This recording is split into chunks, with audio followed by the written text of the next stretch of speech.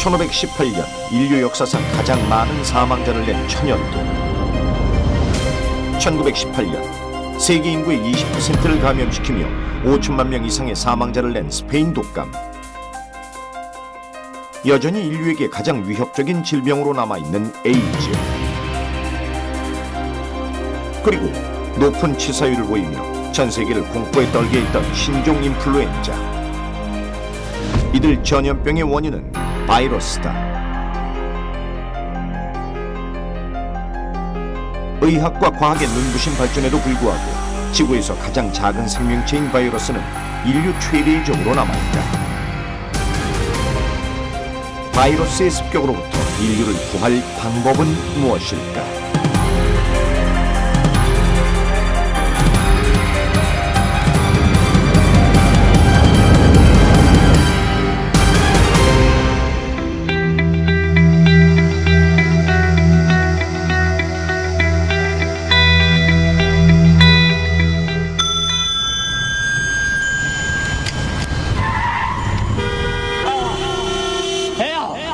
동명소설을 토대로 만든 이 영화는 정체불명의 전염병으로 인류가 갑자기 실명하게 되면서 겪게 되는 내용을 담고 있다.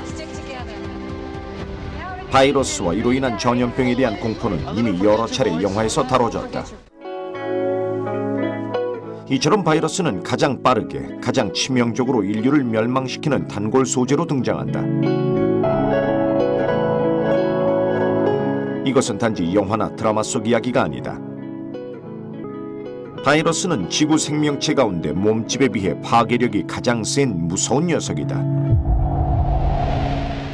그러니까 우리가 과학이 발달해서 사람을 돌볼 수 있는 치료제가 나오는 건 아니기 때문에, 그러니까 우리가 알고 있는, 예를 들면 이제 계절 독감은 우리가 방어할 수가 있지만, 우리가 조류 독감이 넘어오는 거라든지 이런 것들 예측하기가 참 어려운 게 돌연변이의 빈도가 워낙 많기 때문에 그 전혀 새로운 그런 바이러스가 생산이 되는 거잖아요. 그러니까 인류가 큰 위협에 겪을 수 있는 자연 재앙 중에는 분명히 이제 바이러스 질환이 포함되어 있습니다.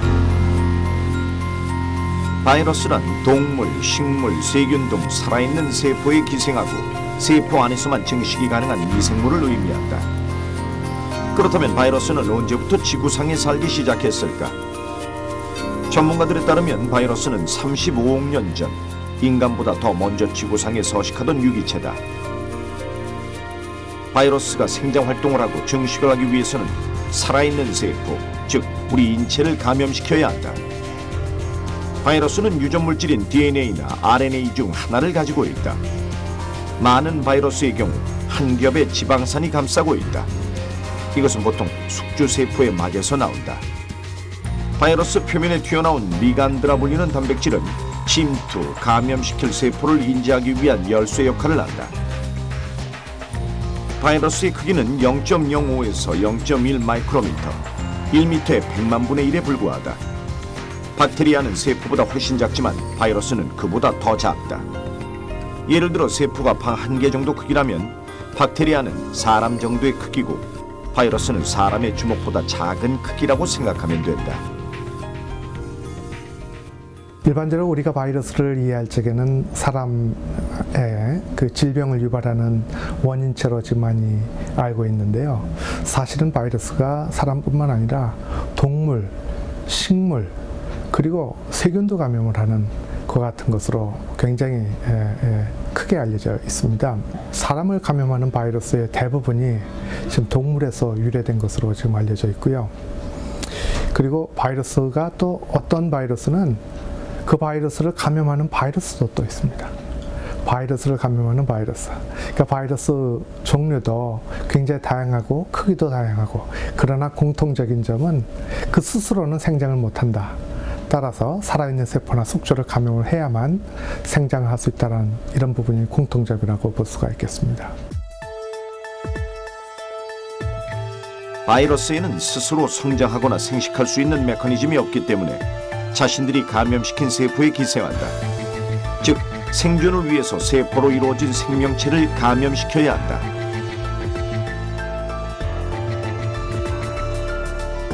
세포를 지닌 생물에는 어김없이 바이러스가 기생할 수 있다. 모든 종류의 세포 생물에 하나의 바이러스만 존재하더라도 바이러스는 지상에서 가장 다양한 생명체가 된다.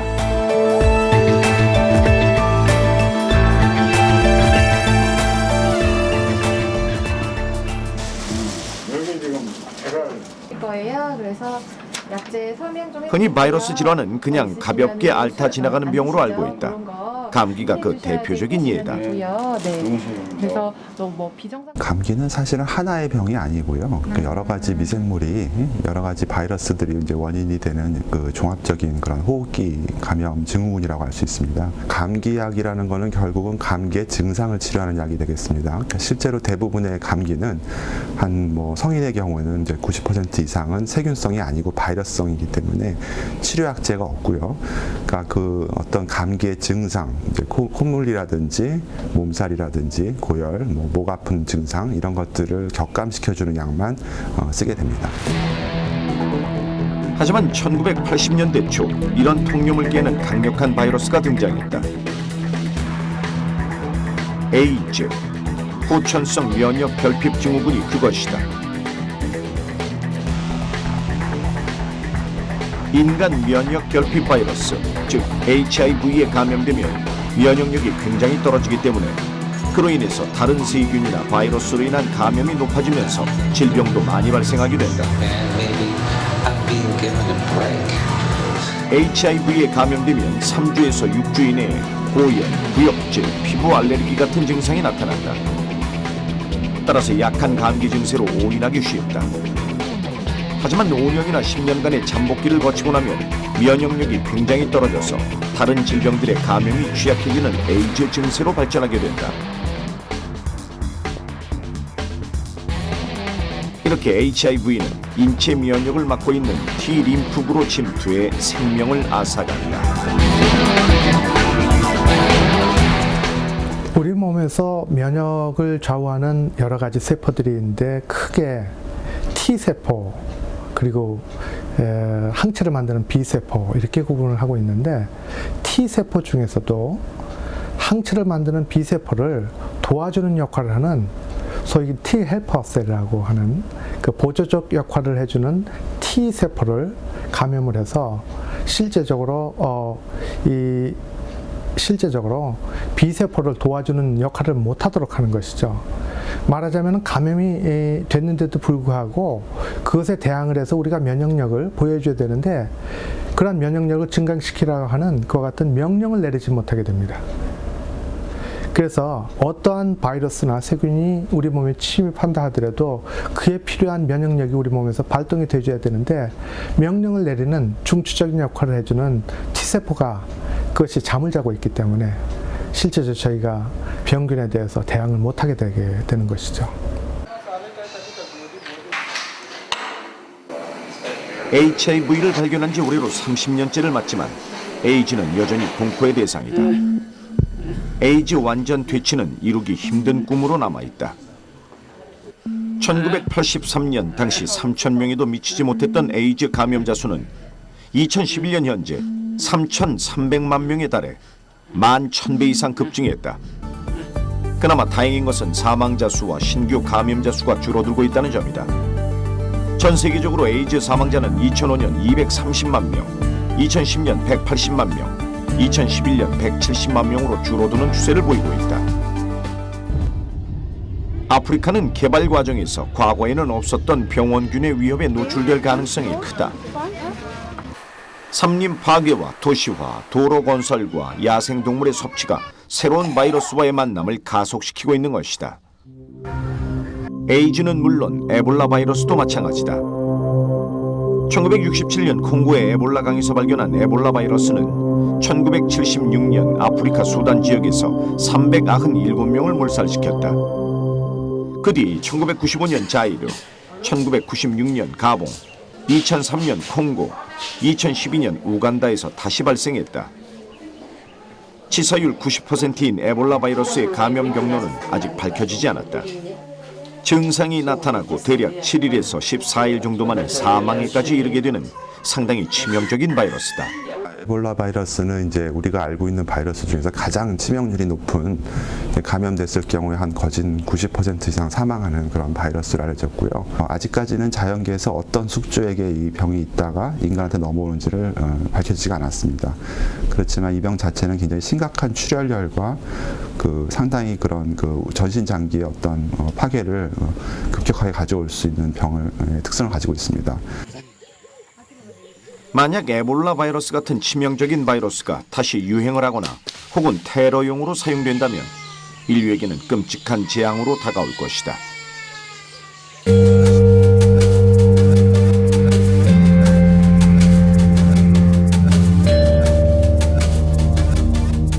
과학기술의 발달은 인류를 고통스러운 질병에서 구원하는 동시에 바이러스 감염이라는 새로운 복병을 안겨주었다.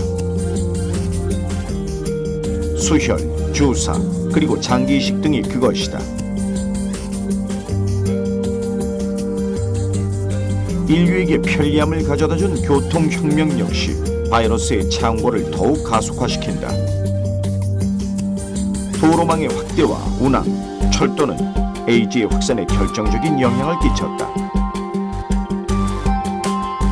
판데믹, 그리스어로 모두를 뜻하는 판과 사람을 뜻하는 데모스가 합쳐진 말로 세계적으로 전염병이 대유행하는 상태를 의미하며 세계보건기구의 전염병 경보 단계 중 최고 위험 등급에 속한다.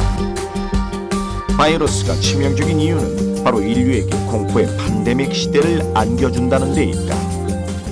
지금 지난 19세기, 20세기, 21세기 이렇게 오면서 어떤 인류가 정말 그 크게 데미지를 입을 만한 바이러스의 발생의 주기가 굉장히 짧아지고 있어요. 아마 잘 아시겠지만 2009년도에 전 세계를 강타했던 신종플루, 인플루엔자 때문에 그 발생이 됐었고 전문가들은 예상을 했죠. 아마 한번 이렇게 대유행이 왔기 때문에 그런 대유행은 좀 더 한 20-30년 후 이 정도에 올 것이다 라고 생각을 했는데 2003년도에 중동에서 또 사스 바이러스가 또 창궐을 했었고요. 다음에 지금 한참 문제가 되고 있는 H7N9 바이러스 중국에서 지금 불과 2-3년 안에 계속해서 나오고 있거든요. 인류 역사에서 가장 큰 재앙으로 꼽히는 천연두. 프랑스의 황제 루이 15세, 조선 제19대 숙종의 비 인경왕후, 이들은 모두 천연두로 목숨을 잃었다. 보유 숙주로 추정되는 낙타를 가축화한 이후에 천연두는 유럽 전역으로 확산됐고 20세기에만 3억 명 정도가 천연두로 목숨을 잃었다.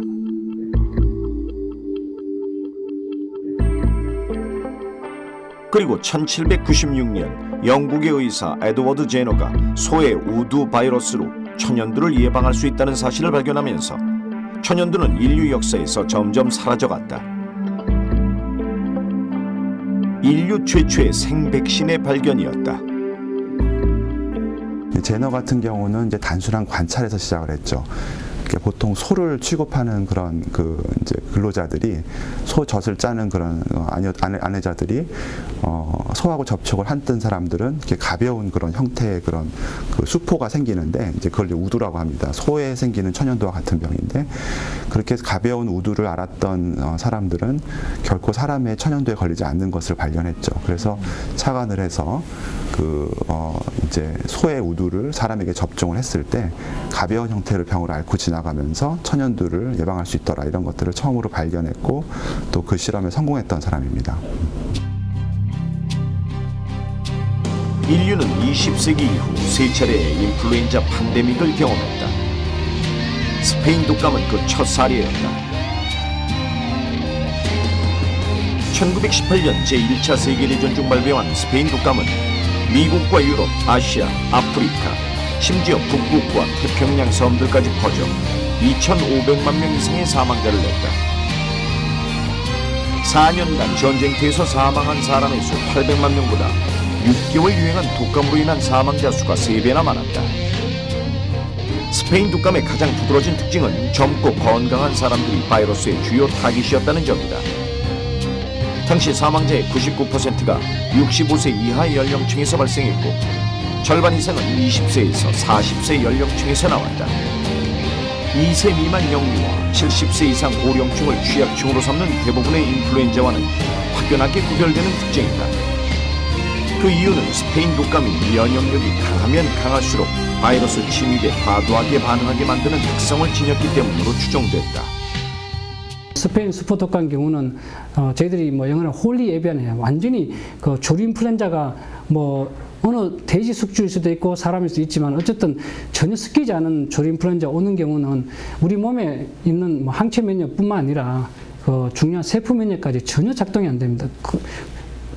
뭐 그런 상황에서는 우리 몸에 들어오게 되면 이 바이러스는 쉽게 증식하게 되고 또 그러되면 이 면역이 강한 젊은 층들은 그 바이러스를 억압하려고 강한 면역 반응을 일으키게 되거든요. 그러되면 젊은 층은 경우는 바이러스 자체에 의해서 사망하는 보다는 그 바이러스를 억압하기 위해서 강한 면역 반응을 일으키다 보니까 그 부작용으로서 스페인 수포 독감은 많이 사망하는 결과를 초래했습니다.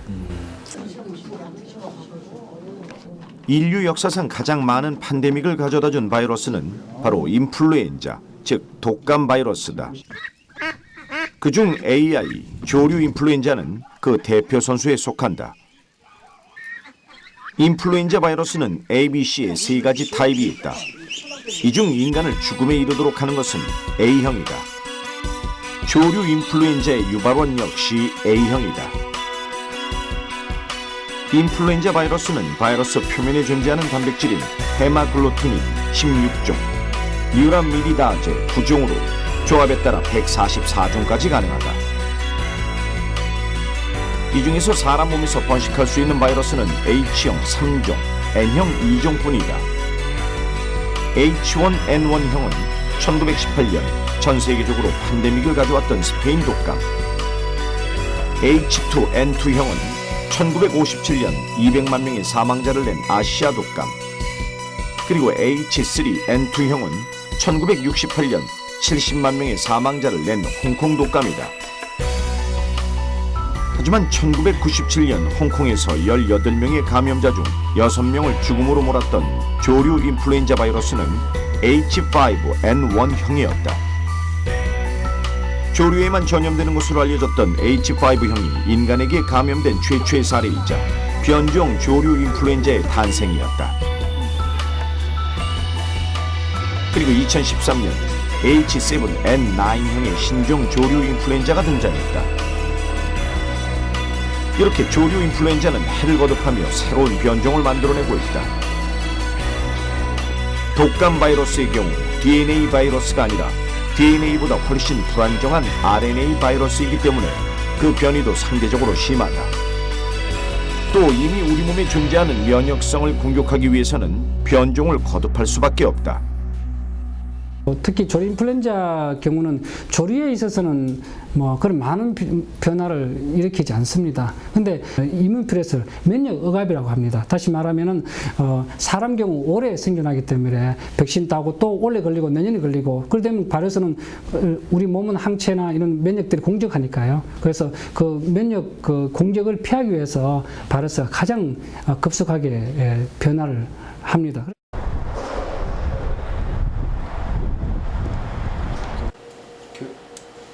충남대 수의과대학 서상희 교수팀은 최근 중국에서 유행하고 있는 H7N9형 조류 인플루엔자 바이러스의 유전자를 분석했다.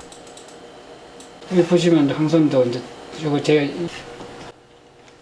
중국에서 공개한 H7N9형 인플루엔자 바이러스 5주의 표면 헤마글루틴인 유전자를 분석한 결과 사람에게 감염할 수 있는 유전자를 가진 바이러스와 조류에 주로 감염할 수 있는 바이러스가 혼재해 있다는 것. 이 변종 조류 인플루엔자는 지난 2003년 말 발견된 조류 인플루엔자보다도 더 치명적이다. 팬데믹의 가능성이 더 높기 때문이다. 이런 것들이 이건 아니고요. 가야면 약간 날아가요. 주의해. 천천히. 인플루엔자는 신종 바이러스의 변이에 의한 급성 감염증을 뜻하는데 보통은 매년 겨울 주기적으로 사람을 괴롭히는 독감을 의미한다. 해마다 접종하는 독감 백신은 인플루엔자 A형과 B형의 바이러스의 농도를 묽게 만들어 인체의 면역력을 키워준다. 이 사진은 인플루엔자 A형 그 인플루엔자 바이러스고요. 뭐 구체적으로 하면은 국내 개에 유행하는 A3N2라는 조류 인플루엔자 바이러스를 전자현미경으로 실제로 찍은 사진이 되겠습니다. 국내 독감 바이러스 권위자인 서 교수는 이미 다양한 인플루엔자 인체 백신 개발에 성공했다. 2008년 10월 고병원성 조류 인플루엔자의 인체 백신주를 개발했다. 그 당시는 대응 이게 역사적인 거예요. 왜냐 2009년도 신종플루 제가 국내 최초로 받았을 때 그때는 뭐 BS3 있었지만 지금은 이제 계절 독감 돼가지고요. 또 2009년 5월에는 신종플루 바이러스를 미국 질병통제예방센터로부터 분양받아 백신주를 개발했다. 지금 기본적으로 철수에 분리된 바이러스하고요. 그다음에 사람 계절 인플루엔자. 지금은 이제 신종플루는 계절 인플루엔자 됐고요. 그런 주로 아니면 또 저희들 최근에 보는 개에서 분리된 바이러스, 돼지에서 분리된 바이러스, 그다음에 조류, 우리 닭이나 오리에서 분리된 바이러스 그런 여러 가지 저병원성들을 가지고 있습니다. 물론 이제 고병원성은 저희들이 BSL3라는 특수 시설 안에 보관하고 있습니다.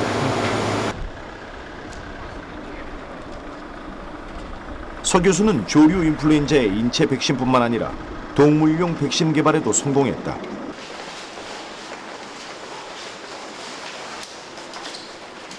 (2010년) 서 교수 팀은 고병원성 H5N1 조류 인플루엔자의 공격으로부터 닭을 지켜낼 수 있는 백신 개발에 성공했다. 프로그램 바꾸면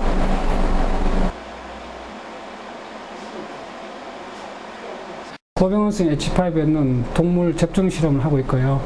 그래서 잘 아시다시피 고병원성 H5N1 경우는 거의 사람에게 60% 정도 이상의 치사율을 보이는 아주 맹독성의 바이러스거든요. 반드시 이 안전이 가장 중요하기 때문에요. 이 BSS 3등급 시설 안에서만 연구가 이루어지도록 돼 있고 이 동물 실험을 하고 있는데 결국은 가장 중요한 맹독성 바이러스 연구는 안전이 최우선이다. 바이러스를 다룰 때는 바이러스를 다루는 연구진 또한 감염의 위험성으로부터 항상 조심해야 한다.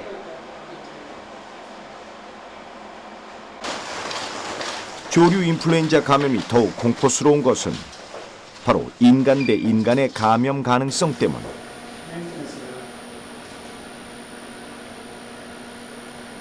감염된 인간 몸속에서 돌연 변이를 일으킨 변종 바이러스는 인간끼리의 감염도 일으킬 수 있다는 것이다.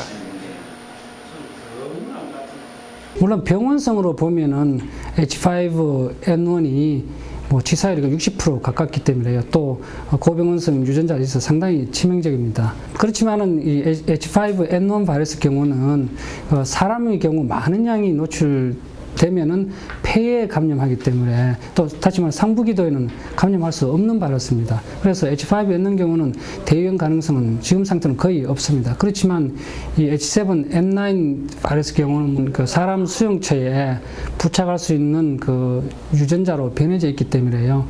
물론 저희들이 대유행이 올라면은 약 감염된 사람하고 감염되지 않은 사람이 한 1m 거리에서도 기침했을 때 공기로 전파되면 대유행이 올 수가 있는데요. 현 상태는 그 수준은 아니지만은 감염된 사람에게 밀접하게 접촉하는 경우 아주 그런 경우는 전파될 가능성이 있는 그런 바이러스입니다.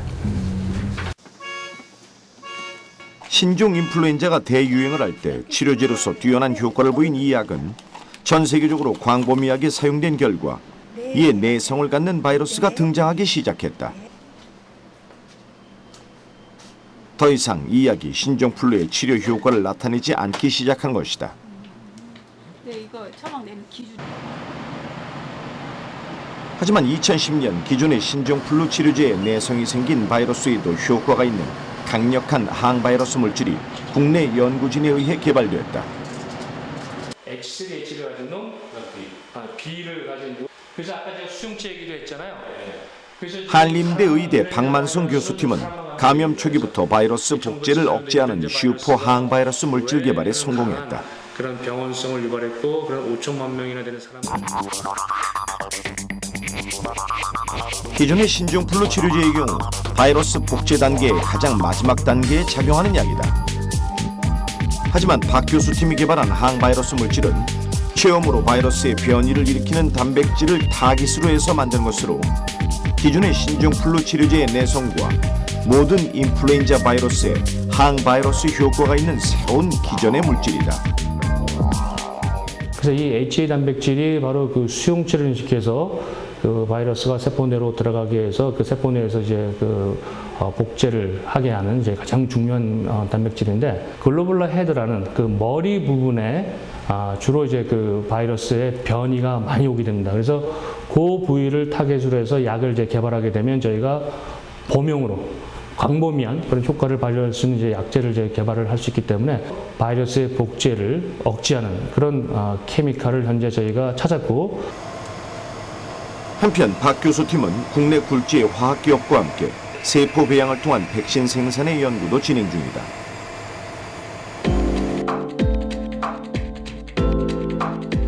우리가 흔히 맞는 독감 백신의 경우 유정란을 기반으로 한 백신이다. 9일에서 10일 정도 된 유정란에 바이러스를 접종한 후 만들어진 바이러스 수액을 정제해서 주사제로 만든 것이 바로 독감 백신이다. 하지만 유정란을 이용한 백신의 경우 생산까지 보통 6개월 이상의 시간이 걸린다. 이렇게 해서는 급속도로 퍼지는 감염에 신속하게 대응할 수 없다.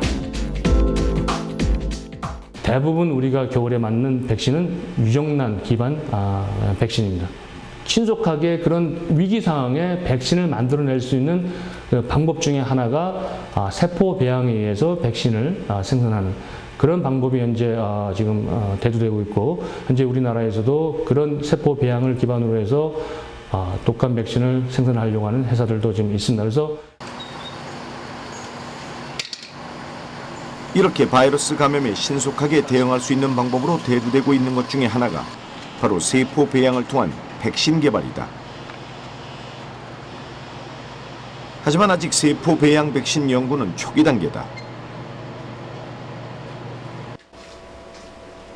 매년 2월 세계보건기구 WHO에서는 올겨울에 유행할 바이러스를 선정해 어떤 백신을 만들지 결정한다. 이것은 남반구의 결과를 토대로 하기 때문에 우리나라와 아시아 지역에는 맞지 않는다. 범용 백신은 바로 이런 문제를 해결하기 위해 꼭 필요한 백신이다. 지금 B형 인플루엔자 바이러스 같은 경우에는 지금 두 가지 형태가 지금 현재 각기 따로 진화를 해 나가고 있는데, 하나는 야마가타 스트레인, 하나는 이제 빅토리아 스트레인, 두 가지의 바이러스가 이제 각각 따로 진화를 해 나가고 있습니다.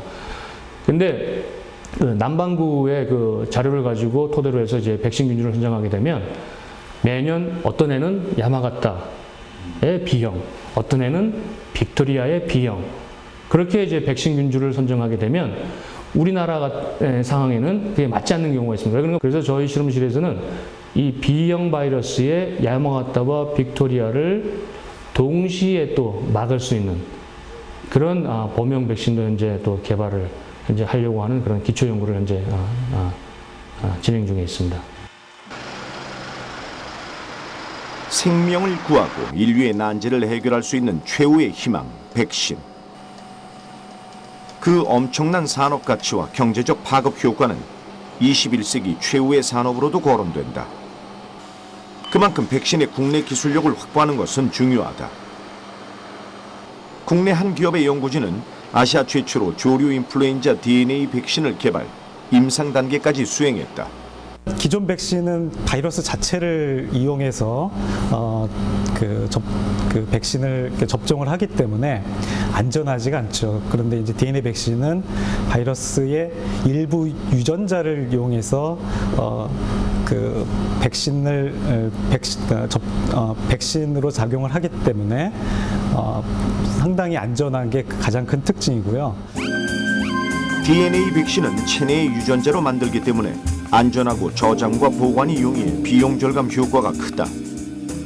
또 에이즈, 암, C형 간염 등도 예방할 수 있어 차세대 백신으로 불린다.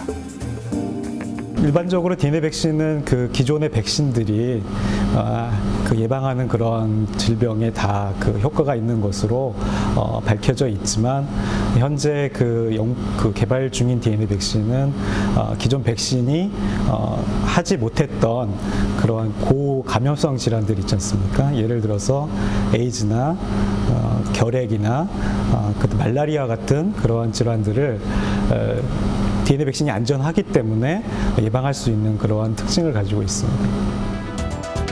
DNA 백신은 먼저 프로그램으로 DNA를 디자인한 후 전달체에 삽입한다.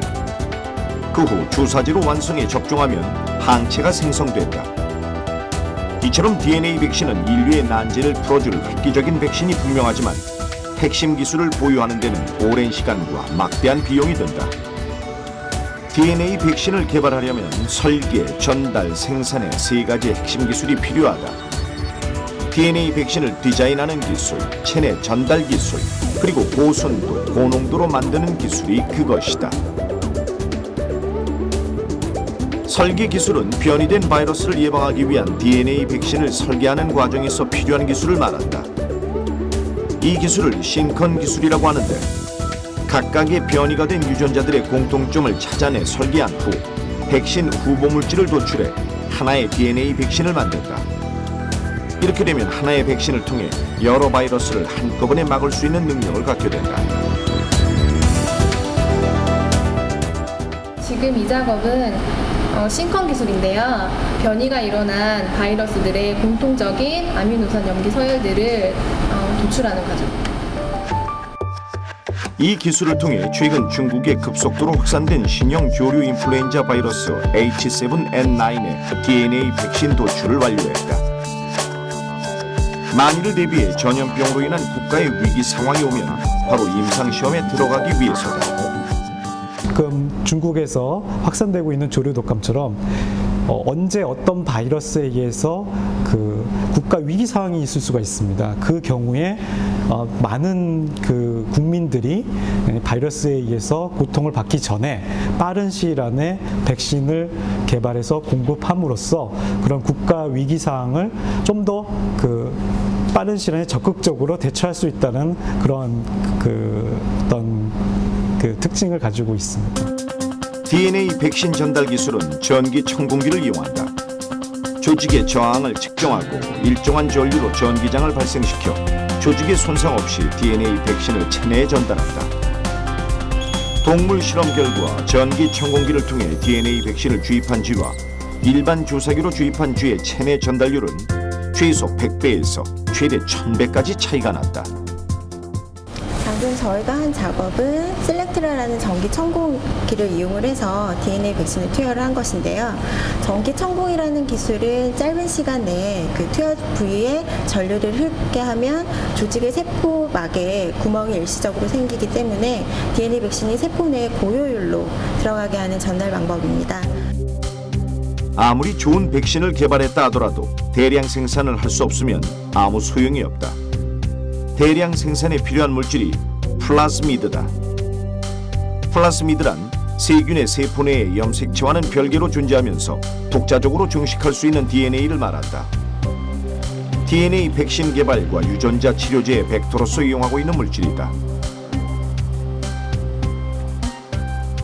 다양한 세포를 수확한 후 원심 분리기를 이용해 DNA를 분리하고 DNA 젤로 확인하는 과정을 거치면 플라스미드 DNA가 만들어진다. 이 생산 과정을 통해 미국, 유럽의 기준에 부합하는 고순도, 고농도의 플라스미드 생산이 가능해졌다. 연구진은 현재 독감 예방용 DNA 백신뿐만 아니라 C형 간염, B형 간염의 치료용 DNA 백신을 연구 개발 중이다. 일반적으로 그 백신은 그 예방 목적으로 개발되는 게 주로 기존 백신들의 그러한 그 치료 적응 분야입니다.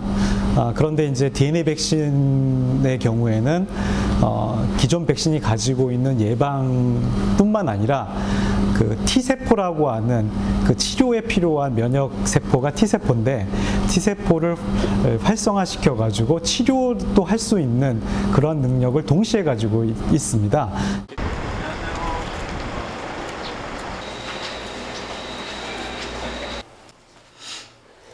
한국생명공학연구원의 송대섭 박사는 최근 돼지 서코바이러스 백신 개발에 성공했다. 돼지 서코바이러스는 돼지에서 이유 후 나타나는 전신성 소모성 질병 증후군의 가장 중요한 원인체다. 전신성 소모성 질병 증후군의 경우 돼지의 이유 후 폐사율에 가장 큰 영향을 미치는 병원체 중 하나로 양돈 농가 생산성에 큰 피해를 준다. 바이러스 백신은 크게 세 종류로 나뉜다. 살아있는 바이러스를 사용하는 생바이러스 백신과 화학재질을 이용해 바이러스의 독성을 없앤 불활성화 백신, 다른 하나는 유전자 재조합 백신이다. 송 박사가 개발한 돼지 서코바이러스 백신은 유전자 재조합 방식이었다. 유전자 재조합 방식은 전혀 어떤 획기적인 새로운 기술은 아니고요. 사실은 1980년대 후반부터 널리 쓰이고 있는 기술 중에 하나입니다. 근데 대신에 백신을 만드는 데 있어서 유전자 재조합 기술에서는 바이러스 벡터를 이용하는 경우, 대장균 벡터를 이용하는 경우가 있는데 저희는 대장균을 이용해서 대량 생산을 했다는 점이고요.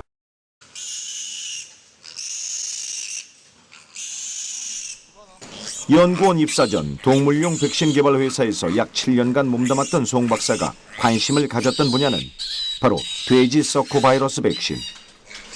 그가 특별히 서코바이러스에 관심을 가진 이유는 다국적 기업이 국내 시장을 독식하고 있던 상황에서 국내 백신의 입지를 굳건히 하기 위해서였다. 지금 국내 시장에서 약 90% 정도를 점유하고 있어요. 다국적 회사들이. 그리고 국내 업체들이 한 5개 업체가 있는데 5개 업체를 다 합쳐도 다국적 회사 한 백신을 지금 못 이기고 있는 상황이거든요. 저희가 큰 의미를 갖는 거는 이게 시판이 돼서 농가에 보급이 됐을 때 저희 같은 정부 출연기관의 도움으로 실제 양돈 농가에 도움을 주는 걸 지금 목표로 하고 있습니다.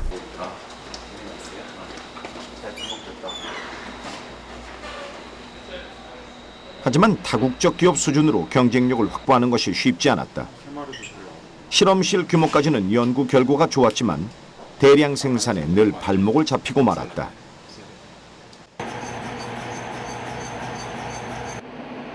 그런 송 박사의 고민을 해결해 준 사람이 바로 정대균 박사였다. 단백질 구조 전문가인 정 박사는 백신의 성능과 관계없는 불필요한 단백질 구조를 제거할 것을 제안했다. 단백질을 대량 생산하기 위해서는 단백질 구조를 파악하는 일이 중요하다.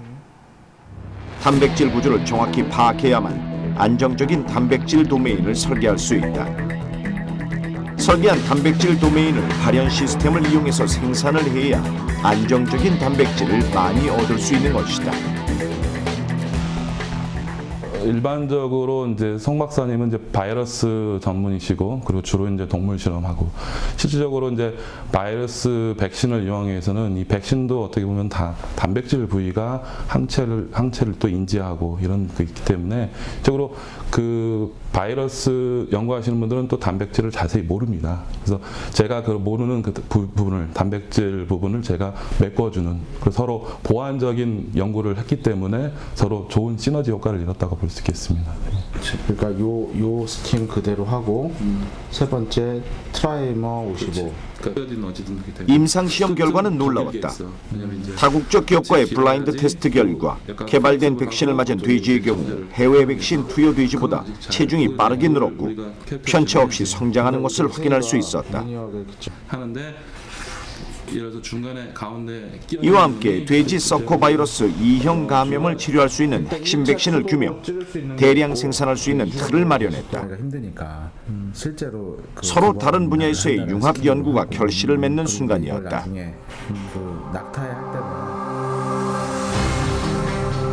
바이러스는 변신의 귀재다.